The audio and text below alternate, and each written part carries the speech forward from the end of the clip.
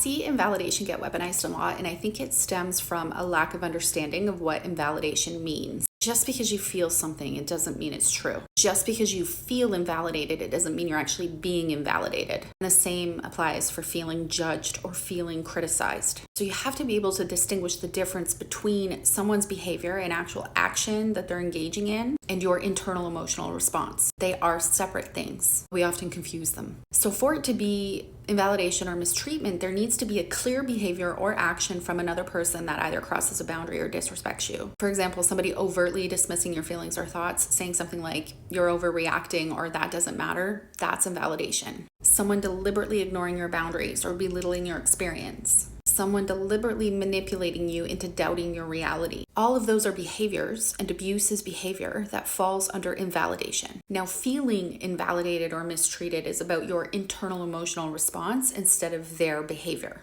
You might feel dismissed or unheard or misunderstood even though the other person didn't explicitly disrespect or invalidate you. You might feel like your needs are not being met, even though the other person isn't intentionally neglecting you. And the feeling is valid. You're experiencing it, but your feeling exists independently of their behavior.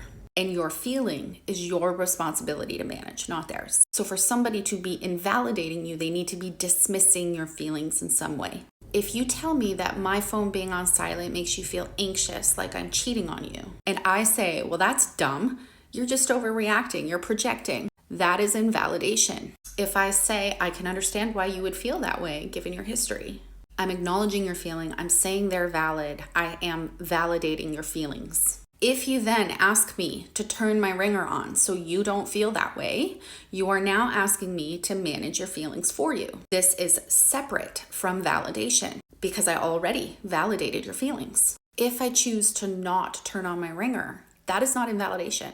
That is having emotional boundaries. Validation is simply about emotional acknowledgement. I do not need to agree with your feelings to validate you. I do not need to change my behavior to validate you.